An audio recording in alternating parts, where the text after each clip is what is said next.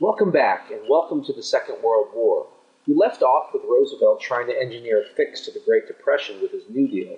And while Roosevelt's policies did provide relief, it was unable to bring an end to the biggest economic downturn in American history.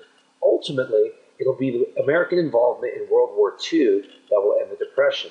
Today we will introduce the war and look at how events in Europe triggered a truly world war, and despite American efforts to remain neutral, the United States would find itself involved. After World War I, we will see totalitarianism take hold in many parts of the world. These totalitarian systems were dominated by dictators who would take advantage of a depressed economy after World War I that would only get worse when the American economy crashed in October 1929. Also, the Treaty of Versailles played an important role. Germany was angered by the terms of the treaty. The Soviet Union, then Russia at the time, was not invited to the conference as they had signed a separate peace with Germany in 1917, and Italy and Japan felt slighted by the little amount of territory that they were given during the war. In Germany, Adolf Hitler and his Nazi Party came to power. Preying on the fears and anxieties emerging out of the Weimar Republic after the war, Hitler took total control of Germany and began rearming the country in a direct violation of the Treaty of Versailles. Joseph Stalin led the Soviet Union, which was communist, after the death of Vladimir Lenin, who had led the Bolsheviks in establishing the Soviet Union during the Russian Revolution. Italy was led by fascist leader Benito Mussolini, who took total control of Italy as Il Duce in 1925. Japan was ruled by the Emperor Hirohito and Prime Minister Hideki Tojo, who ruled Japan as a military state that was set on expanding beyond its borders. Appeasement is a policy where countries try to do anything to satisfy aggressive countries in order to avoid war. What we see in the 1930s is these dictators aggressively expanding their borders. In violation of the Treaty of Versailles, Hitler expanded the size of the German army, created the Luftwaffe, the German Air Force, and increased the size of the Navy before moving troops into the Rhineland in 1936. He reoccupied this territory that had been taken after World War I.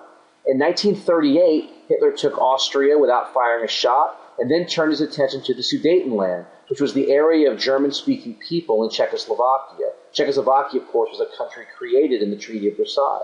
Hitler's action led to calls for an agreement with the British Prime Minister Neville Chamberlain, which said that Hitler would be allowed to keep the territory he had taken, but would agree to take no more. And Hitler said that he was done, he didn't need any more territory. And Hitler agreed to what would be known as the Munich Accord. Neville Chamberlain would return to Britain, claiming that he had achieved peace for our time. And 6 months later, Hitler would violate this agreement and would take the rest of Czechoslovakia. Mussolini wanted to return Italy to its greatness during the Roman Empire, and like many European countries, sought territory in Africa, and Italy occupied Ethiopia in 1936. Japan, a small country, needed space to grow and set its sights on Asia, moving into Manchuria and China and Southeast Asia. This expansion angered the United States and would ultimately lead to a conflict between the two countries. And as the dictators attempted to build empires, the countries of Europe, the United States, and even the League of Nations, which was created to prevent these types of actions, did nothing. This appeasement can be blamed on the fact that no one wanted another war, considering how horrific the Great War, soon to be known as World War I, was.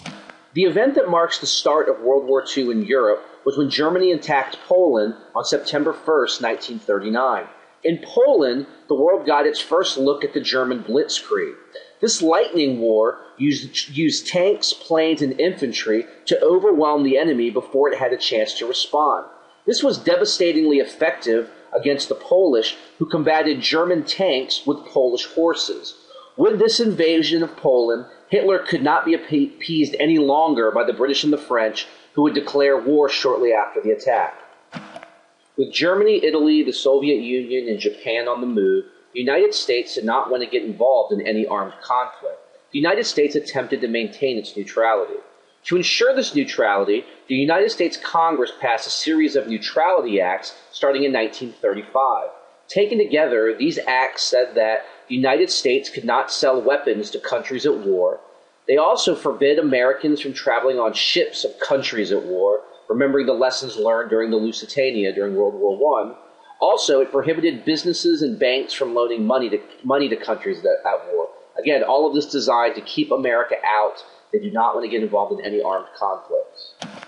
And by June 1940, after France fell, you can see the iconic image of Hitler in front of the Eiffel Tower there.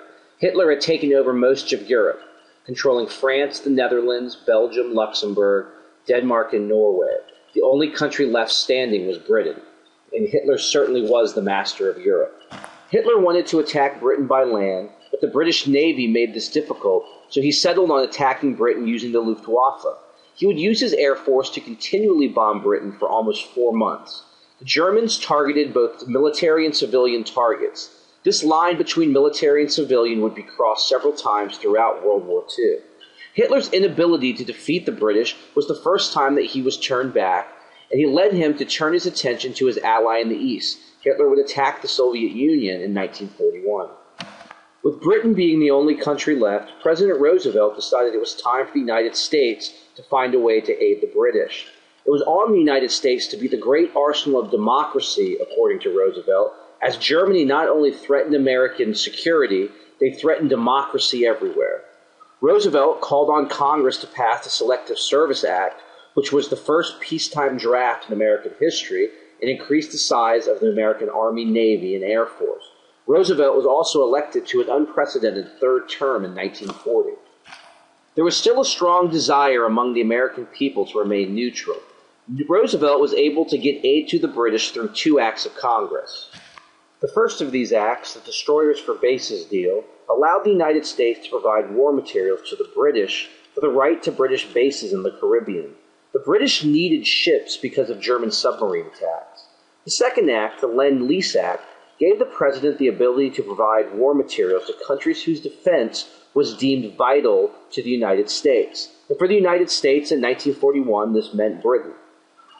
On this act, Roosevelt said it would be like lending a neighbor a garden hose to put out a fire. Isolationists in the United States opposed the bill, but by the time of its passage, a majority of Americans supported the idea of aiding the British. And let's close the show with December 7th, 1941, when the Japanese attacked Pearl Harbor, a date that President Roosevelt famously said would live in infamy. This would change the role of the United States in the war, and we'll talk about this shift next time. And until then, good night, Albuquerque.